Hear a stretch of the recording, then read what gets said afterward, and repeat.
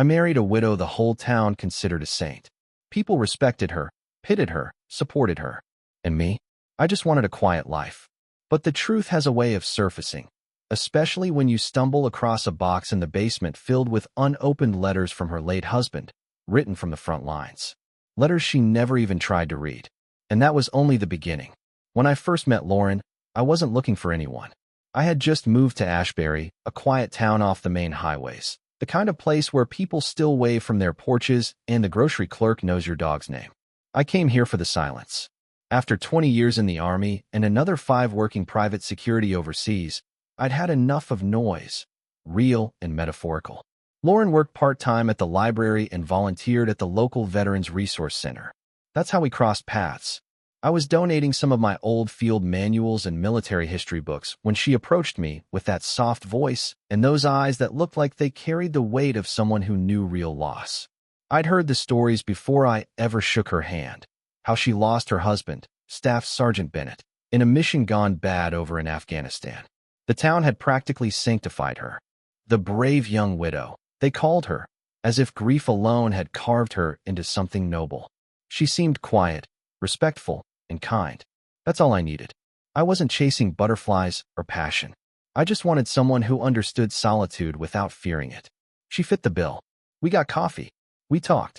She liked that I didn't push for too much conversation. I liked that she didn't pry into my past. 2 people who'd both been through fire and were just looking for steady ground. We married after 11 months. I bought a modest home on the edge of town, one of those wide-lawn, single-story places with a porch swing and old oak trees out front. She moved in with a few boxes and a single suitcase. Everything she needed, she said. I didn't ask what she left behind. The first few months were easy. Lauren made a point of cooking dinner most nights, and I kept busy restoring an old motorcycle in the garage. She still did her shifts at the library and occasionally attended community events for military families. I never went with her. I had my reasons. Too many faces I didn't want to remember, too many ceremonies that felt like branding iron memories. She never pushed. If anything, she seemed relieved that I didn't like the spotlight. But over time, I noticed little things. Subtle, sharp things you only notice when you've spent decades reading body language and training yourself to stay alert. She didn't like when I mentioned my deployments. Not in detail. Even small references made her uncomfortable. At first I thought it was trauma. PTSD by association. But it wasn't that. It was disdain. Like she was tired of war stories, of the whole soldier thing. Strange reaction for a woman who'd built her identity around being a fallen hero's widow. And then there were the names. One name in particular, Derek. I heard it first when she was on the phone with someone late one night. I wasn't eavesdropping, just grabbing a glass of water when I caught the tail end of a conversation in the kitchen. Her tone was soft, almost whispery. No, I told you that's over now. We agreed. Please stop calling me this late. Then a pause. Don't make this harder than it has to be. When she saw me, she hung up fast. Claimed it was a telemarketer. I didn't say anything, but I filed it away. Soldiers learn early. Don't overreact to the first sign. Watch. Wait. Confirm. I checked the call log on our landline the next morning. No number listed. Blocked ID. Clever. I said nothing. Instead, I started paying closer attention, watching how she reacted when I mentioned looking through the old boxes in the basement, the ones she brought from her previous house. She got visibly tense. Changed the subject. Said it was just junk she hadn't gotten around to sorting. But the way she hovered when I got near that side of the basement told me it wasn't junk she was worried about. It was discovery. 3 weeks later, on a rainy Saturday morning when she'd gone to the city for a book club meeting, I finally opened those boxes. At first, it was exactly what she said, old sweaters, kitchen towels, expired tax forms. But then I found it, a wooden chest with a tarnished brass latch. Inside were photographs of her and her late husband, medals, funeral programs, and something else. Dozens of letters, yellowed with time, all still sealed. All addressed to her. From Staff Sergeant Daniel Bennett. Sent from bases in Kandahar, Helmand, and even Ramstein. Not one had been opened. I sat on the floor, the letters spread around me like landmines, unsure which one to step on first. Why hadn't she read them? Why keep them at all if they meant nothing? And more importantly, what kind of woman marries a man who dies serving his country and doesn't even open the last words he ever sent her? That's when I noticed something else. A crumpled envelope tucked beneath the lining of the box. Unlike the others, it wasn't military. It was civilian. Addressed from Derek Shaw. The date was 6 months before her husband's death. Inside was a photograph. Not blurry. Not ambiguous. It was Lauren. On a beach. In a bathing suit. Sitting on a towel next to a man, mid-30s, short beard, hand resting on her thigh. Derek Shaw. Not her husband. Not even a relative. There were notes too. Quick scrawls, full of private jokes and mentions of when you're free, and we don't have to hide forever. I didn't feel rage. Not then. I felt cold. She hadn't just moved on after tragedy. She'd already left him emotionally long before he was gone. And worse, she let the world believe she was a grieving widow while using that image to build sympathy, support, donations, and trust. She fooled me. But not for long. I didn't confront her right away. That's not my style. Too many years spent watching situations unfold from a distance taught me that timing is everything. One wrong move, and people shut down, spin lies, or, worse, go on the offensive. I wasn't going to give Lauren that chance. Instead, I slipped the envelope from Derek back into the box, resealed it like I hadn't touched a thing, and spent the rest of the day in the garage pretending to tinker with the old bike. My hands were steady, but my mind wasn't. I kept replaying everything she'd said since we met. The pauses in conversation when I brought up deployment, her refusal to attend any memorials for her late husband, the way she flinched when veterans approached her with reverence. It wasn't grief. It was guilt. That night, she came home glowing from her book club, smelling faintly of wine and lavender lotion. She kissed my cheek, asked if I wanted pasta for dinner. I said sure and watched her from across the kitchen as she boiled water like nothing in her world had ever gone wrong. Like she hadn't built her entire life on top of a rotting foundation. "Everything okay?" she asked, catching my stare. "Yeah," I said. "Just tired." She smiled and went back to stirring the sauce. I filed that moment away too. The contrast between her warmth and the truth I'd just uncovered made me feel like I was living with two different people. Over the next week, I started asking small questions. Nothing too obvious. Just prodding. "You ever hear from people from your old neighborhood? Was Derek one of the guys Daniel served with? Did Daniel ever write you letters you didn't get?" Each time, she dodged with casual ease. "Oh, you know how it is. People lose touch." "No, Derek was a family friend. Sort of. We haven't spoken in years. I think some letters got lost in the mail. I don't like talking about it." She thought I was just being curious. But I was building a profile. I even started visiting the town archive and public records office during her work shifts. Quietly, carefully, I pulled Daniel Bennett's service records. He died in a vehicle ambush in Kandahar. I already knew that.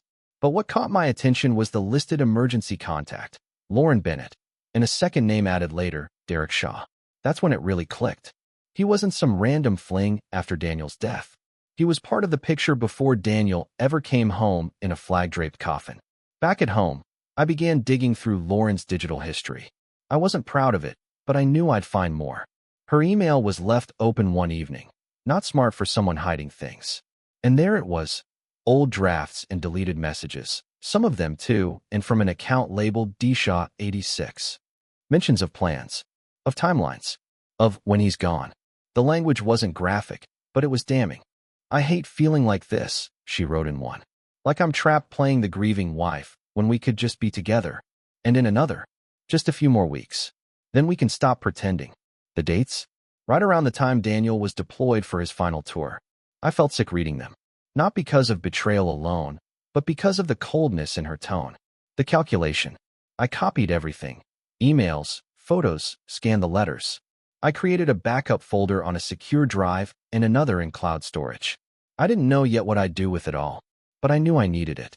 The final crack came during a town fundraiser. Lauren had been asked to give a short speech from a veteran's widow, the flyer read. I went for the first time. Sat in the back row.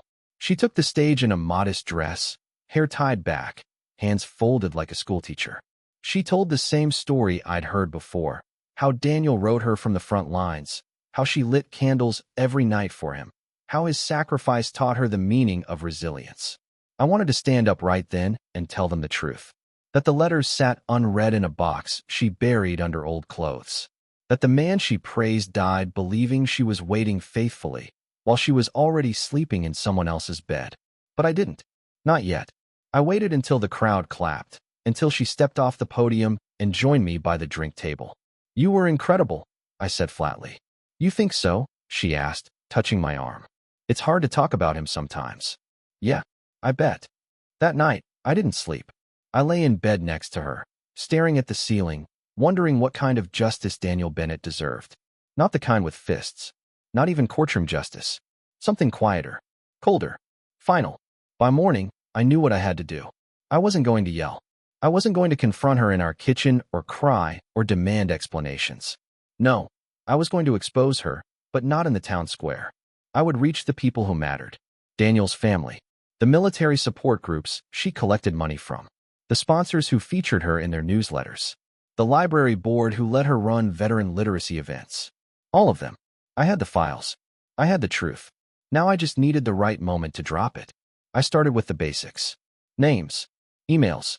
Phone numbers. Most of it was public record or easy enough to find through Daniel's old obituary, archived press releases, or the community veteran board Lauren was part of. She'd used his name for every grant, every spotlight interview, every veterans benefit event. That meant a trail, one I could follow. Daniel's parents lived 2 states away, in Michigan.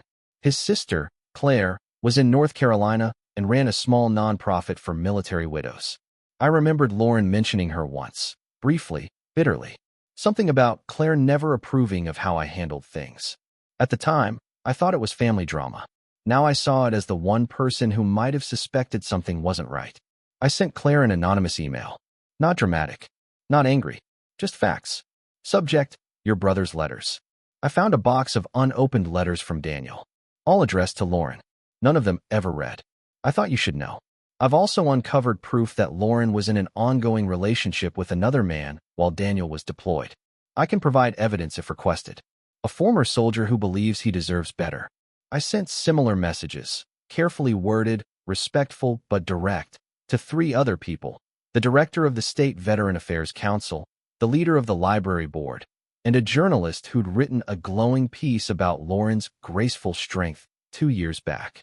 I included no names yet, no attachments. Just signals. Then I waited. 3 days later, Claire replied. I always knew something didn't sit right. She barely cried at the funeral. Please send me what you found. All of it. I did. The photos. The Derek letter. Screenshots of emails. The sealed military envelopes. Even a copy of the fundraiser flyer where Lauren quoted Daniel's words. Words he wrote in a letter she never opened. Claire didn't reply immediately, but the silence didn't feel like doubt. It felt like preparation. In the meantime, Lauren continued living like nothing had changed. She was preparing to host a small memorial brunch at our house for Gold Star families. Coffee, scones, soft piano music. I offered to help.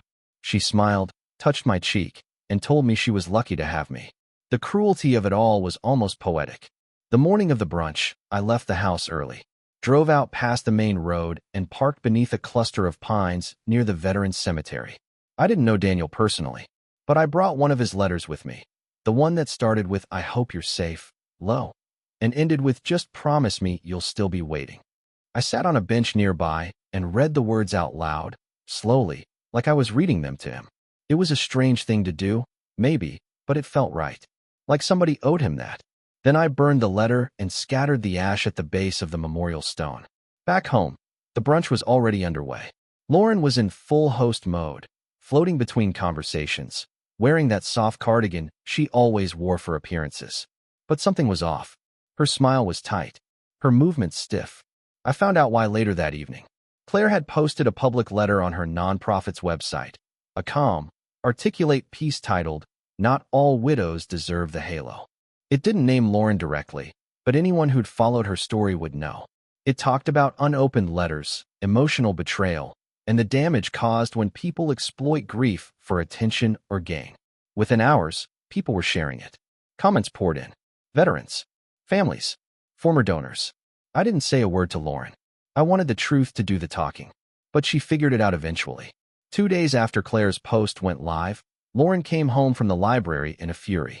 I was out back sanding an old bench when I heard the screen door slam. You went through my things, she said, voice trembling, eyes glossy. You've been spying on me. Sharing lies. I stood slowly, dusted off my hands, and looked at her. They're not lies if they're your own words, I said. I didn't twist anything. I just let people see what you tried to hide. You think you're some kind of hero? She spat. Digging up the past like this? Daniel's gone.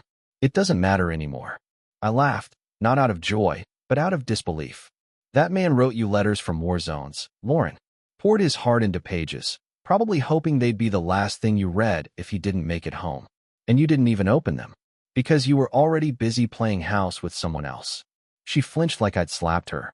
I didn't mean for it to happen, she muttered. It was complicated. No, you made it complicated. Then you made it public.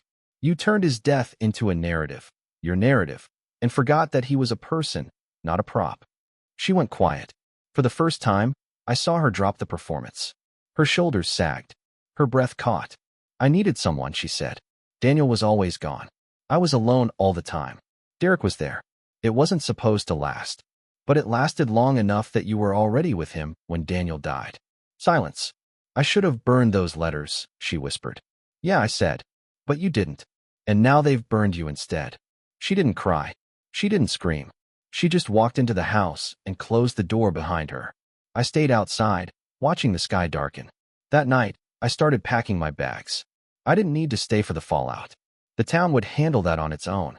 Truth has a way of spreading, especially in quiet places like Ashbury. And when people feel betrayed by someone they once admired, they don't forgive easily. I wasn't leaving because I'd lost. I was leaving because I'd already done what I came here to do. I'd given Daniel Bennett a voice, and I'd taken away hers. I didn't make a scene when I left. That was never the point. I folded my uniforms, packed the essentials, left the key on the kitchen counter, and drove out just after sunrise. Lauren didn't try to stop me. She didn't come out of the bedroom. She must have heard the front door close, the sound of the truck pulling away, but there was no goodbye, no last defense, no plea, just silence. That was her final act. And honestly, it suited her. I stayed at a motel on the outskirts of town for a few nights. Simple place. Thin walls. Smelled like bleach and coffee. But it was quiet. I needed quiet. I needed to put space between myself and what I'd uncovered. Not just the lies Lauren told the world, but the lies I told myself. That she was decent. That she was broken, not hollow. That maybe the past didn't matter if two people could build something peaceful together. Turns out the past always matters. I still had a folder full of scanned letters, photos, and messages. I wasn't planning to use them anymore. Not now. The people who needed to see the truth had seen it. Daniel's family. The donors. The local veteran board. The rest was just echoes. But word traveled fast in towns like Ashbury, especially when a public figure's life implodes. 2 days after I left, I got a call from John Templeton, a Vietnam vet who chaired the town's Veteran Affairs Committee. Gruff voice, no small talk. I read everything, he said. I believe you. And I think you did the right thing. That wasn't the goal, I told him. I didn't want to make her suffer. I just wanted the truth out there. For Daniel. He paused. That woman used his death like it was a business card. You don't walk that back. She won't show her face at another event in this county again. I can promise you that. I thanked him and hung up. I didn't feel triumphant, but I felt something close to peace. Later that night, I got a text from a number I didn't recognize. You ruined everything. I hope you're proud of yourself. D. Derek Shaw. I should have expected it. Somehow, somewhere, he'd found out I was the one who pulled the rug out from under them both. I didn't reply. I blocked the number. He wasn't worth a second of energy. But it made me think. Lauren had destroyed one life already. Daniel's. Maybe Derek's too, in a way.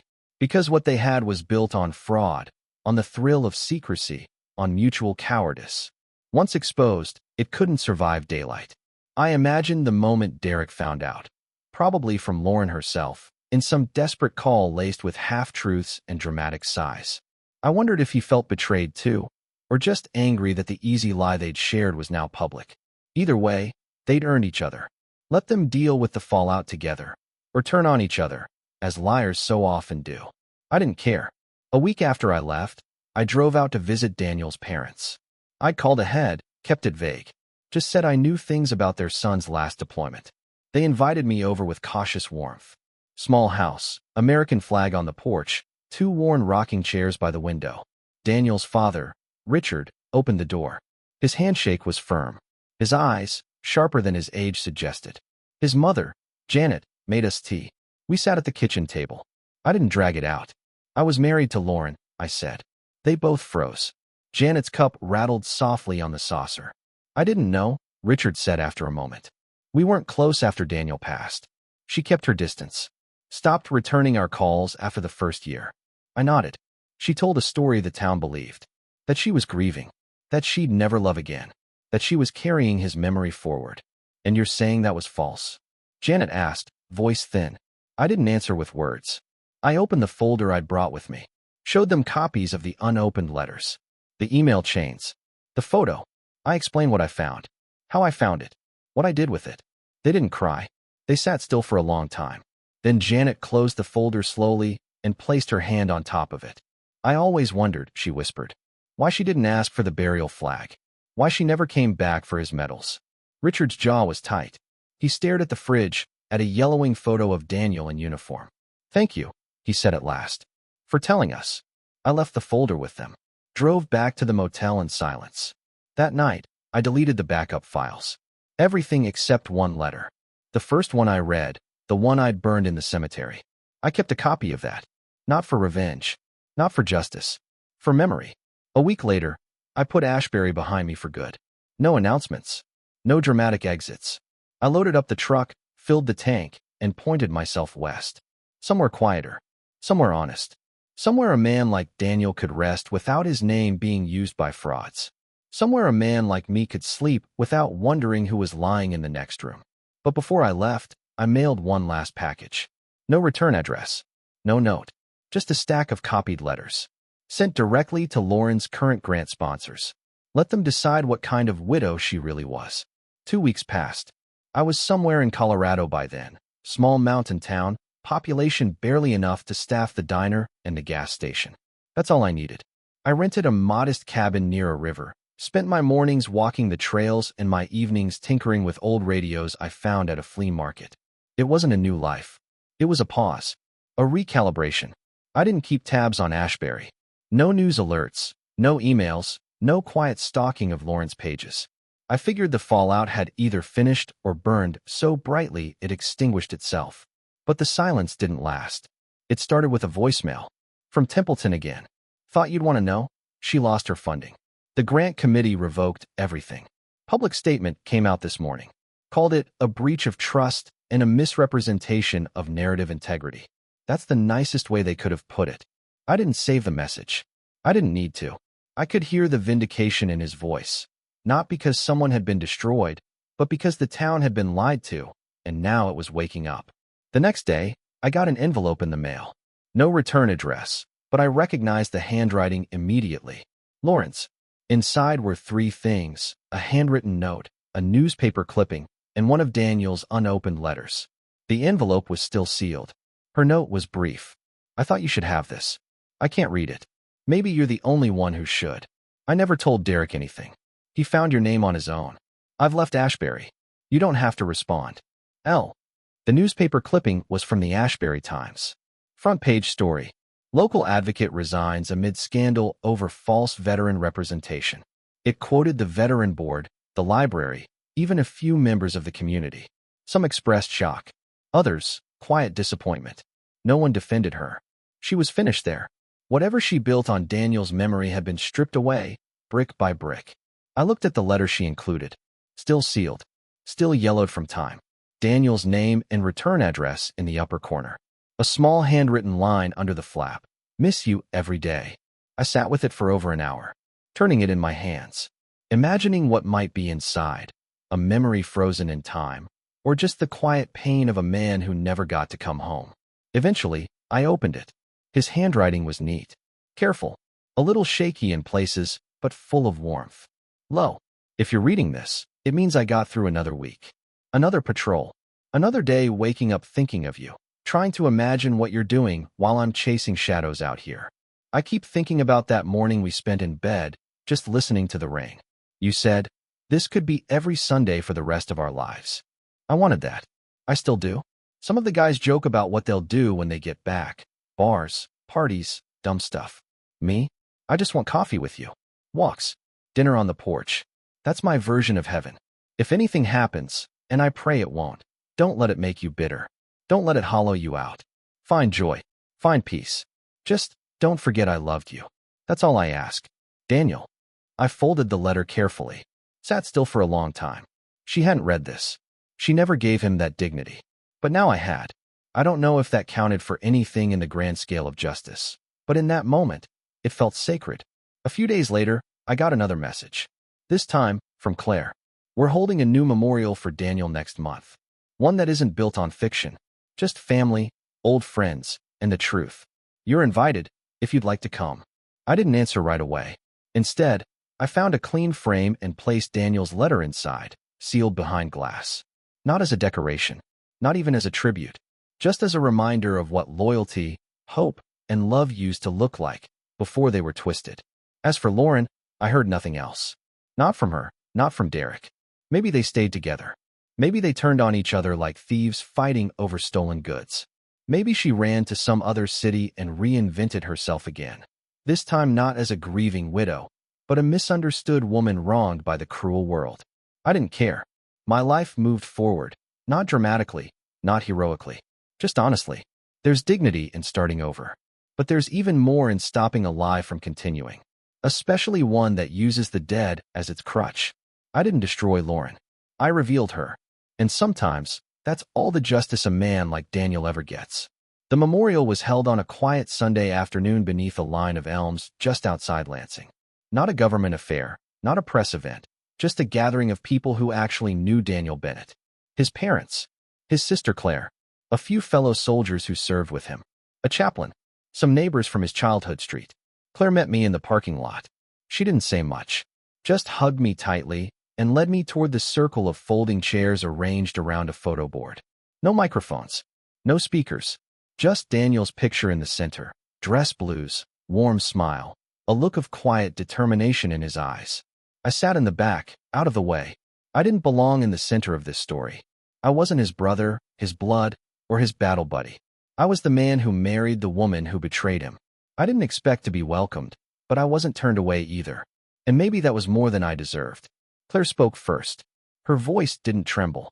She recounted Daniel's childhood, how he'd take apart radios just to figure out how they worked, how he never raised his voice even when he was furious, how he used to read aloud from science magazines at the dinner table.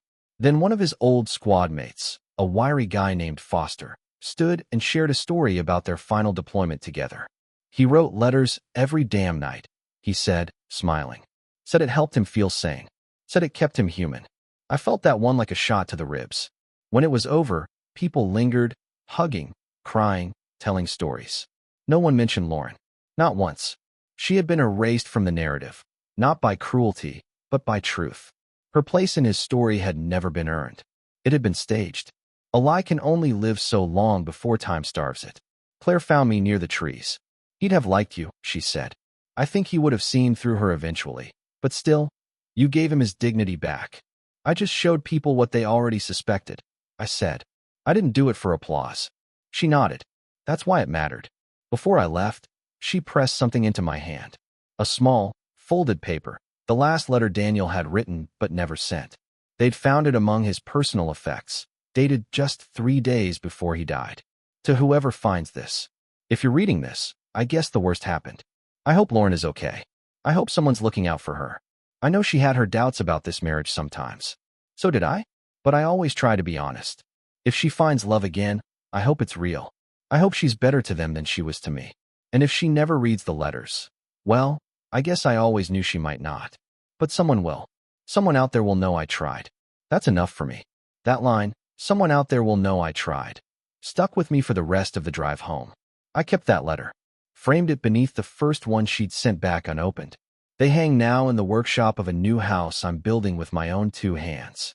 Nothing fancy, just a place with good wood, strong beams, a roof that doesn't leak, and a porch with enough room to sit and think.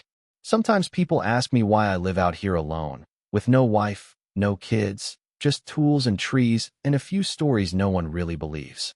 I usually smile and say I've had enough noise for one lifetime.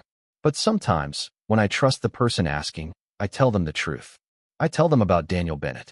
About a man who died with dignity, even if the woman he loved didn't return it. About the lies that built a reputation and the silence that brought it crashing down. About the difference between pity and respect. And I tell them that justice doesn't always look like a courtroom or a headline. Sometimes it's just a letter, sealed, then opened by the right hands at the right time. Lauren never reached out again. I imagine she tried to rebuild somewhere else. Maybe with Derek, maybe alone. Doesn't matter. Her stage is gone. The audience moved on. But Daniel? Daniel's name lives in truth now. And mine? Mine stays out of the story, right where it belongs, behind the curtain, next to the box of letters, beside the man who deserved to be remembered for how he lived, not for how he was forgotten.